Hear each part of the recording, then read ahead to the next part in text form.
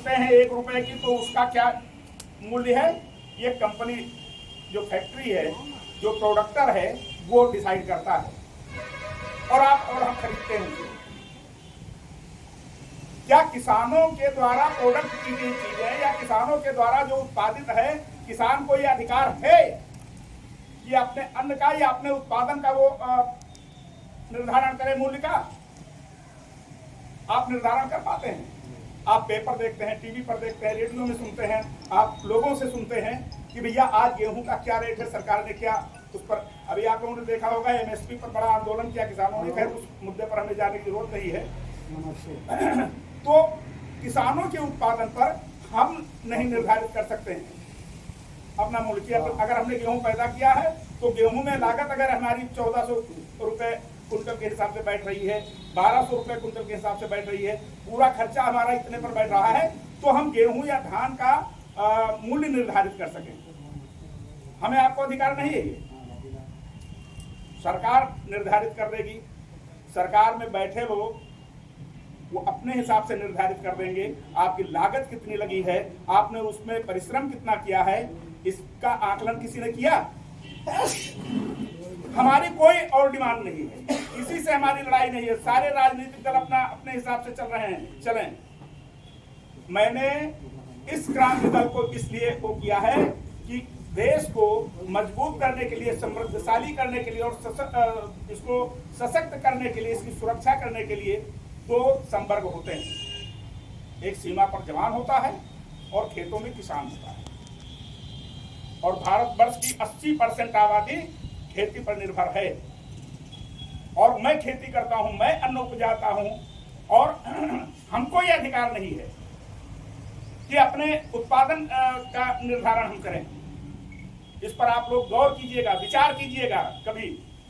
ठीक है, जितनी भी सरकारें आती हैं सब देश हित में काम करती हैं, अपने बाइलाज के हिसाब से काम करती हैं। मुझे उनकी आलोचना करने की कोई जरूरत नहीं है। मैं आलोचक नहीं हूं, लेकिन समालोचक हूं। आलोचना मत कीजिए, लेकिन समालोचना करने का राइट आपको है। आपको ये देखने की जरूरत है, आपको ये समझने की जरूरत है कि जो हमारे द्वारा प्रोडक्ट चीजें हैं उसके मूल्य का निर्धारण करने का अधिकार हमारा होना चाहिए। किसान तो जानता है कि 1 बीघे में वो कितनी लागत लगा करके उसके बाद 2.5 कुंटल गेहूं पैदा कर रहा है। सरकार में बैठे हुए लोग, उन्होंने निर्धारण कर दिया गेहूं का, उन्होंने निर्धारण कर दिया धान का, उन्होंने आलू का निर्धारण कर दिया। इस समय आप लोग आलू कै रुपए किलो खरीद रहे हैं? 20 रुपए किलो। जब कोल्ड स्टोरेज खुल गए हैं, जब किसानों का आलू कोल्ड स्टोर में जाने लगा है, और जब नया आलू तैयार हुआ था कितने रुपए आप लोगों ने खरीदा है? 8 रुपए, 10 रुपए, 7 रुपए, 6 रुपए किलो खरीदा गया है आलू। क्योंकि किसान को यह अधिकार नहीं है कि वो अपने प्रोडक्ट का मूल्य निर्धारण करे। हमारी केवल यही एक वो है कि जो हमारा अधिसंख्य संवर्ग है, जिससे हमारी आजीविका चलती है, उसके प्रोडक्ट का राइट जो है वो होना चाहिए प्रोडक्टर को, उत्पादन करने वाले को। आज हमारा किसान खुशहाल हो जाएगा, गारंटी के साथ किसान खुशहाल हो जाएगा जिस दिन किसान को यह अधिकार दे दिया जाए कि अपने प्रोडक्ट का, अपने उत्पादन का वो मूल्य निर्धारण करने लगे। इसलिए समय कम है, थोड़ा विलंब हुआ है हम लोगों के लिए, बातें कहने को बहुत हैं। कभी और समय मिलेगा, आप लोगों के बीच में हम बहुत सारी बातें रखेंगे। प्रदेश अध्यक्ष जी को लखनऊ भी लौट के जाना है, इसलिए मैं बहुत ही कम समय लेते हुए, बोलने की इच्छा बहुत है, अभिलाषा बहुत है, हमारे पास मुद्दे बहुत हैं, लेकिन ये आज एक चिंगारी लगाने आया हूं। आप लोग इस पर विचार कीजिएगा, मंथन कीजिएगा। मैं किसी दल का, किसी पार्टी का, किसी भी राजनीतिक संस्था का विरोधी नहीं हूं, सरकार का विरोधी नहीं हूं। मैं विरोधी किसी का नहीं हूं, मैं किसानों के लिए लड़ने आया हूं। चाहे कोई 2 बीघे का काश्तकार है, चाहे कोई 200 बीघे का काश्तकार है, हालत सबकी फटे हाल है।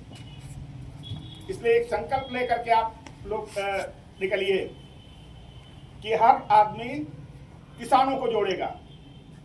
किसानों को जोड़िए, किसानों को अपनी समस्या, ये जो समस्याएं किसानों की हैं उससे अवगत कराइए, किसानों को एकजुट कीजिए। और इस क्रांति दल के लिए हमारी कोई डिमांड नहीं है आप लोगों से कि आप हमको वोट दे दोगे तो हम आपको राष्ट्राध्यक्ष बना देंगे। ये हमारे पास एक क्षमता नहीं है, कैपेसिटी नहीं है। मैं केवल किसानों को जोड़ना चाहता हूं। किसान के साथ में अगर आपके कोई व्यवसायिक भाई आ रहे हैं, उनका भी स्वागत है, क्योंकि वो भी व्यवसाय कर रहे हैं, वो कहीं ना कहीं से खेती से जरूर जुड़े हुए हैं। इसलिए किसानों को एकजुट होने की जरूरत है, जिससे आपके द्वारा उत्पादित माल का आप विक्रय मूल्य निर्धारण करने का अधिकार आपके पास हो। खुशहाल हो जाएगा किसान। सरकार के द्वारा मूल्य निर्धारित करने से किसान नहीं खुशहाल होगा, क्योंकि किसान जानता है कि हम एक बीघे में कितनी लागत लगा रहे हैं। इसलिए आप लोग उठिए, जागिए। किसी के लिए हमको पिट्ठू बनने की जरूरत नहीं है, हमको किसी के लिए संख्या बल बनने की जरूरत नहीं है, जन बल बनने की जरूरत नहीं, हमको अपने लिए धन बल बनने की जरूरत है। अच्छा, 5 मिनट और बोल रहे हैं। धन्यवाद। 5 मिनट का समय माननीय अध्यक्ष जी की तरफ से और मिल गया हमको। तो इसलिए मैं आप लोगों से आग्रह करता हूं, निवेदन करता हूं, किसी दल का विरोध नहीं है, कोई किसी भी पार्टी में है, हमें कोई विरोध नहीं है, लेकिन मैं निवेदन करूंगा कि किसानों की समस्याओं के लिए आप लोग जरूर एकजुट हों। आपको अपने प्रोडक्ट का मूल्य निर्धारण करने का पूरा अधिकार होना चाहिए। आप मूल्य निर्धारण करें, और जिस दिन ये हो जाएगा, इस देश का किसान, इस प्रदेश का किसान, इस जिले का किसान, बालागंज क्षेत्र का किसान, जिस दिन उसको ये अधिकार मिल जाएगा, निश्चित तौर पर किसान खुशहाल हो जाएगा। किसान जीवनदाता है। किसान कोई मामूली व्यक्ति नहीं है। किसान के पास जमीन है, आधार है किसान के पास। एक किसान 10 परिवार का संचालन कर रहा है, और मेरा संचालन कौन कर रहा है? एसी में बैठे हुए लोग। मेरा दल बहुत छोटा है, अभी नया बना है, हमारे पास अभी उतनी क्षमता नहीं है, लेकिन मैं आप लोगों के माध्यम से मैं आप लोगों को बता दूं कि गुरु गोविंद सिंह ने 5 लोगों को लेकर के और इतना बड़ा संगठन खड़ा कर दिया था। डॉक्टर हेडगेवार जी ने छोटा, बहुत कम लोगों को लेकर के इतना बड़ा संगठन खड़ा कर दिया। और हम लोग जो हैं, अगर इतने लोग आज इकट्ठा हो गए हैं, तो ये इतनी चिंगारी, अब सोच लीजिए कि अगर जिस खलियान में पहुंच जाएगी वहां क्या होगा। अग्निशमन वाले बुझा नहीं पाएंगे। इसलिए अपने को चिंगारी बनाइए, और चिंगारी से 16 बनेगा। मैं समस्त किसानों का आह्वान करता हूं कि आप लोग एकजुट हों, अपने अस्मिता को पहचानिए, और अपने प्रोडक्ट का मूल्य निर्धारण करने का अधिकार अपने हाथ में लीजिए। आप खुशहाल हो जाएंगे। हमारे प्रोडक्ट पर लोग एकलाई का कुर्ता झाड़ के चल रहे हैं, और मेरा किसान और हम आप हटी धोती में गुजर कर रहे हैं। इसलिए मित्रों, अब बाकी राष्ट्रवादी किसान क्रांति दल के प्रभारी अमरेश अवस्थी जी, संतोष उपाध्याय जी, हमारे साथ चल के आए प्रदेश सचिव जी, और पत्रकार मित्र। जैसा कि मैं जानता हूं, कुछ हमसे पूर्व के वक्ताओं ने सब कुछ बोल दिया है, ज्यादातर किसी विषय को छोड़ा नहीं है हमारे लिए ज्यादातर, लेकिन प्रयास रहेगा कुछ आपके बीच में बोला जाए। देखिए, समस्या ये नहीं है कि हम कर क्या पाएंगे और कर क्या रहे। समस्या ये है कि हमारी पीढ़ियां क्या करेंगे। हम लोगों के किसी की 50 साल, किसी की 40 साल, किसी की 60 साल, किसी की 70 साल उम्र हो गई है। हर आदमी का तय है ये कुछ समय में कुछ न कुछ होना, लेकिन हमारी पीढ़ियां हमको न गाली दे, इस बात पे हमको काम करना है, और इस बात पे हमको संकल्प लेना है। जैसा कि 1857 की लड़ाई में, देश की आजादी की लड़ाई में, क्या आपने कभी विचार किया है, कभी सोचा है, चिंतन किया है कि मंगल पांडे परम योद्धा, अमर शहीद प्रथम 1857 के नायक मंगल पांडे ने पहली गोली चलाई मेरठ से, तो क्या उनको तो उस समय मिलिट्री के जवान थे, आप लोग समझिए। और उस समय न कोई, आज के समय में तो हम लोगों को किसी को विधायक बनने की चाह हो सकती, किसी को सांसद बनने की, किसी जिला पंचायत बनने की, लेकिन उस समय क्या मंगल पांडे को कोई ऐसी चाह नहीं होगी? उन्होंने अपने वंशजों के लिए, अपने समाज के लिए, अपने देश के लिए गोली चलाई। चंद्रशेखर आजाद ने अपने प्राणों की आहुति कैसे दी? आप लोगों को स्वतंत्रता दिलाने के लिए। लेकिन क्या स्वतंत्रता मिली? स्वतंत्रता नहीं मिली। क्यों नहीं मिली? सरकार हमारी कोई भी आए, मौजूदा भारतीय जनता पार्टी की सरकार है, ठीक है, मैं सब कुछ कहता हूँ, किसी का मतलब विरोध आलोचना को नहीं करता हूँ, लेकिन उनका रोज डेली बड़े बड़े नेताओं का स्टेटमेंट आता है, एक देश एक कानून। मैं मानता हूँ, मैं भी सुनता हूँ एक देश एक कानून है, लेकिन आप हमको ये बताइए, पांडे जी बैठे हैं आपकी अध्यक्षता कर रहे हैं, उनको भी मैं प्रणाम करता हूँ। इस प्रांगण में उपस्थित सभी कार्यकर्ताओं का, पदाधिकारियों का, सम्मानित लोगों का, अपने से बुजुर्गों का मैं हाथ जोड़ के वंदन, अभिनंदन एवं स्वागत करता हूँ। बहुत ही मेहनत से आप लोग आए हैं इस दिन धूप में। मैं लखनऊ से आया हूँ, देर से पहुँचने के लिए, विलम्ब से पहुँचने के लिए मैं क्षमा प्रार्थी हूँ। लेकिन एक देश एक कानून क्या है? आप गेहूं बेचते हैं, गेहूं काटते हैं, अभी जैसे बात हुई, तो आप खरे ही आपके यहाँ बैठा होगा जो गल्ला खरीदता है रोड पे या कहाँ, वो आपका गेहूं लेगा 17 रुपए में। वहीं आप सरकारी वो बाणे पे चले जाइए, जो भरसारी लोग खरीदते हैं, बड़े व्यापारी, वो 18-19 में खरीद लेंगे।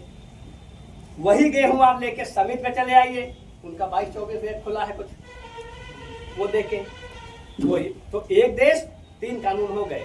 एक 17 रुपए का रेट हो गया, एक 18 रुपए के बाणे का जो दराना खुलता है वहां का रेट हो गया, और एक सरकारी रेट 24 रुपए का हो गया। अब यहाँ एक देश एक कानून की बात बची नहीं, बची हो तो बताइए आप हमको, या सरकार बताए। इस मंच के माध्यम से मैं पूछना चाहता हूँ, एक देश एक कानून नहीं बची, एक देश 3 कानून हो गया।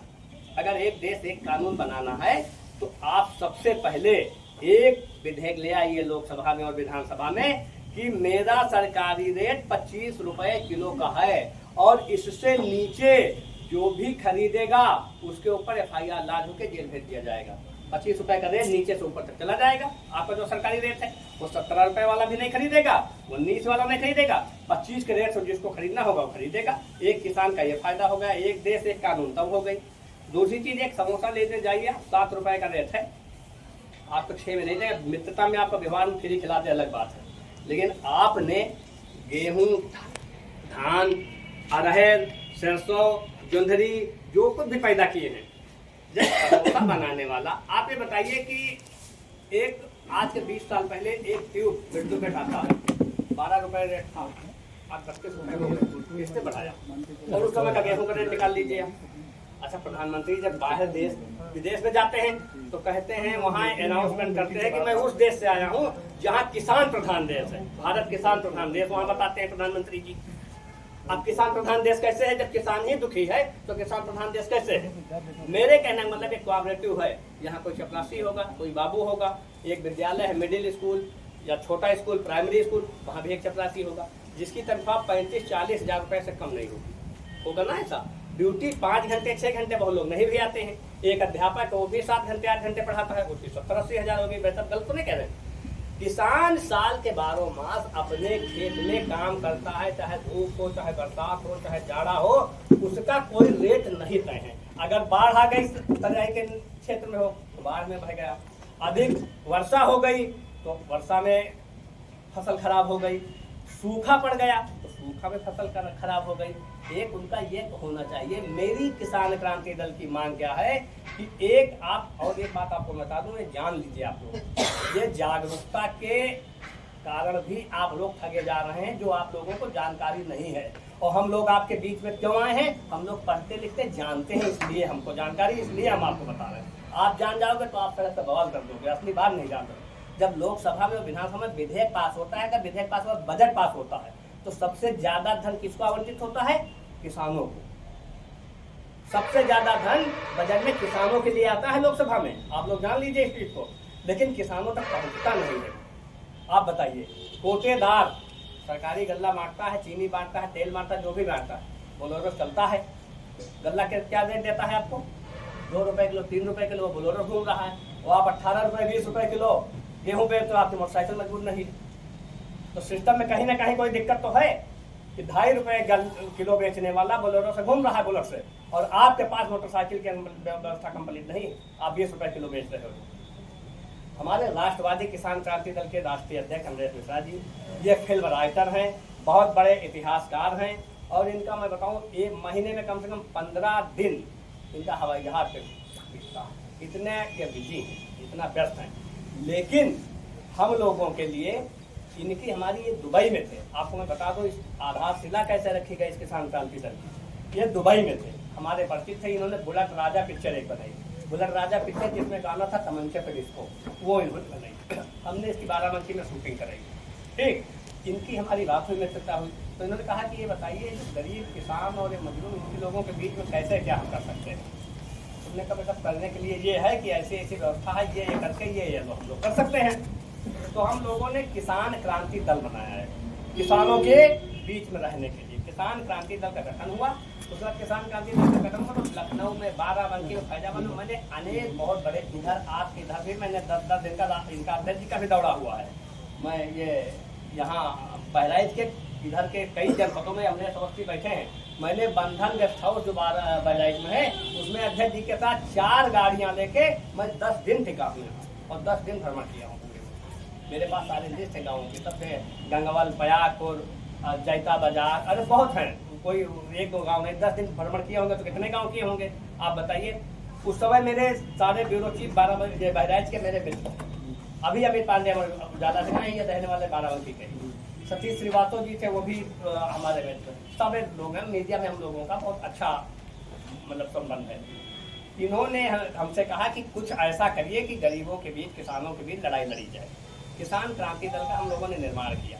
आने वाले समय में हमको भाजपा ने कहा कि हम आपकी मांगे मानेंगे, आपको प्रतिनिधित्व देंगे।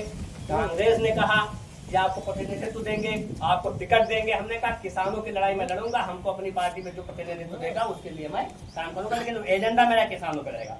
आखिरी टाइम 2019 का चुनाव में आन टाइम पे सारी पार्टियों ने राष्ट्रीय अध्यक्ष लोकसभा के लिए कैसरगंज से भी चाह रहे थे और एक दो के साथ क्लियर हो गया था टिकट। आप लोगों को याद होगा बिंदु पाने का टिकट एकदम आखिरी नामांकन के 1 दिन पहले हुआ है, वो इन्हीं के कारण, इन्हीं के कारण टिकट इनका फाइनल था। लेकिन यहाँ के जो प्रभारी वो आए थे सचिन नायक और धीरज गुर्जर, उन लोगों ने अपना सिस्टम करके, और क्योंकि हमारी इनकी मीटिंग हुई थी ताजमहल लखनऊ में, हमने के सामने दोनों लोगों की टिकट बिक गया।